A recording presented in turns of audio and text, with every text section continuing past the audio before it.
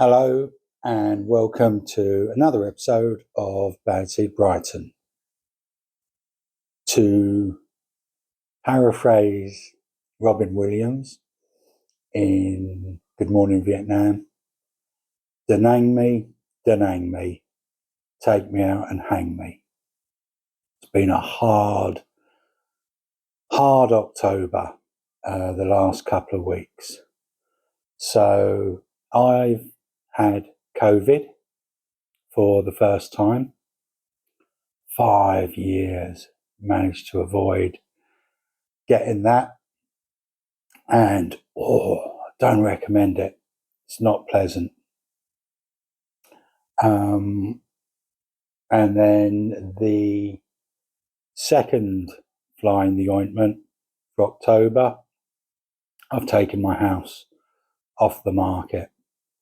And I know a couple of people have asked questions about my property. A couple of people saying they'd like to see it. I don't know if there's really any value in that. So unless I get inundated with people saying, show us your house, I don't think I will. But I will tell you what's going on with it. So back at the end of April of this year, I decided I was selling. I got quotes from 3 agents. I had a quote of between 5 and 525,000, a quote of between 525 and 550,000, and a quote of 615,000. And the agent who quoted the highest, I went with. They were a national agent. They said, we're going to advertise it in London and we're clean up on London money. So I said, well, don't put it on at 615, put it on at 600. And I said, you only have a 4-week contract. I said, if you think you can sell this property for that money, you've got 4 weeks to do so. You know, if you achieve what you say, we'll all be happy. But if not, I'm dropping you straight away. So I think 3 weeks later, we dropped the price to 575. And a week later, their 4 weeks was up, and I said goodbye to them and employed another agent who had quoted between 525 and 550. But when one of the representatives of the agent came around, it wasn't the guy who had valued the house. And when I said I had had the price reduced from 600 to 575, they said, all right. And they put it on at 575, which was 50,000. And the owner of this particular local agency had quoted at. So, yeah, first week of June dropped from 600 to 575. And I think in the second week of it being with that second agent, I actually had no viewings. I got in touch with them 27th of June. We dropped the price again from 575 to 550. And the number of online viewings increased accordingly. But I realised in the time I had moved from 600 to 575 to 550, the market had changed. And similar properties to my own can now pick them up for 525. So on the 12th of August, I reduced my price again to 525,000. And that's where it stayed. Had a couple of people express interest. The agents were telling me, oh, it's a slow buyer's market at the moment. And people were coming to view my property who weren't even under offer themselves. And then we had one person, the guy I've referred to on here, spent an hour viewing it, and then for whatever reason decided it wasn't for him. So middle of October, I said to the agents, look, if we can't shift it, to be honest, I don't think they were ever going to sell my house. I think it had spent 3 or 4 months being reduced. And I think that creates an impression with people looking at property. And I think between the agent pricing it badly and, I've got to say, initially my greed, I think I've screwed myself. I've shot myself in the foot. So 14th of October, I've taken the property off the market. I'm going to kick back. I'm a single parent and I'm not flush. So there are areas of my house that look a bit tired. I've obviously done my best to present the house as best as I can. But between now and putting it back on the market in the new year, there's one or two things that I think I'll do just to make it look a bit more desirable. So that's where I am. It's been a hard couple of weeks. Life tests you sometimes, yeah? So my property's off the market. I've got a property to show you today in France, but I struggle to find one, in all honesty, this week. Using my normal criteria, I think the First for French Property website only had 6 properties.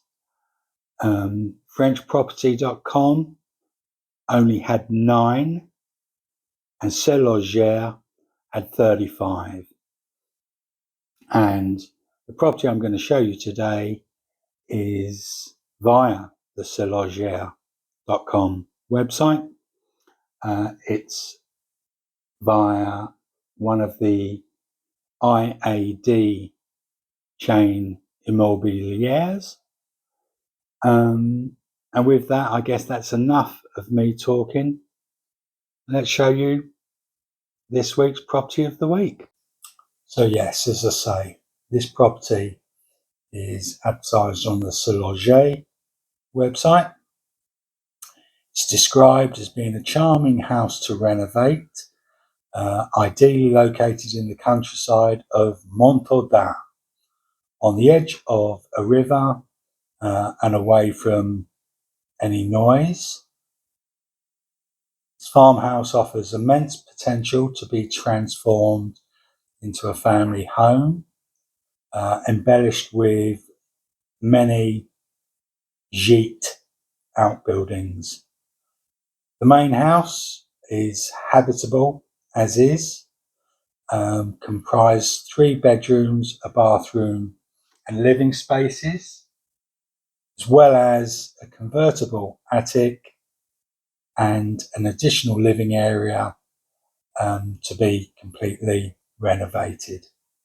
The house is surrounded by its own garden, has more than a hectare of land on which there is an old stable, a shed, a hangar, and a small stone outbuilding, shops and amenities being a mile away. Okay, let's dig deeper. So the commune this property is in is situated in the Pays de la Loire. It's in the Mayenne department, Mayen arrondissement.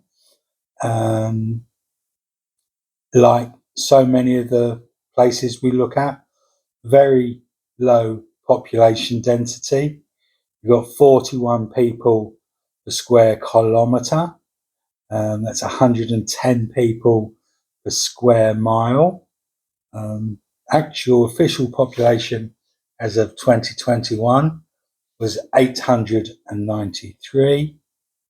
And being where it is in Pays de Loire, you're going to be looking at the ferry ports, I think Saint-Malo, Caen, and Le Havre being the closest from the UK. Okay, so this is the photo the agency are using as their cover photo, and I think it does give off a very nice. Then we've got some pictures of, I guess, a kitchen diner. You can see these original dark heavy beams, the traditional tiled floor, the makings of a fitted kitchen, better than some of the other properties we've viewed. Perhaps not enormous, but having said that, it looks like 10 chairs along that table, and you've got the built-in fireplace at the far end. Okay, and then the next few photos are of the 3 bedrooms. Looks like we have one with a double bed and then a couple of singles. The beams ubiquitous throughout. They're perhaps not the largest bedrooms in the world, but looking at this, do you know what? They're all pretty tidy. They're all clean. I can't see any signs of damp, which you see a lot of. So property looks like it's been maintained to a half decent standard. You know, the decoration is outdated, but I think that's going to be the case in so many instances. Got a picture here of the bathroom. Same thing again, not to everybody's taste, but it's clean and it's a nice canvas to put your bathroom into. The agent has provided us with a couple of pictures of the loft,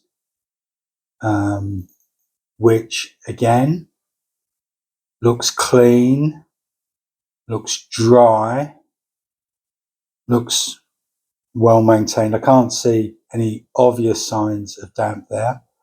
What it does appear to have is a good head clearance, which you don't always get.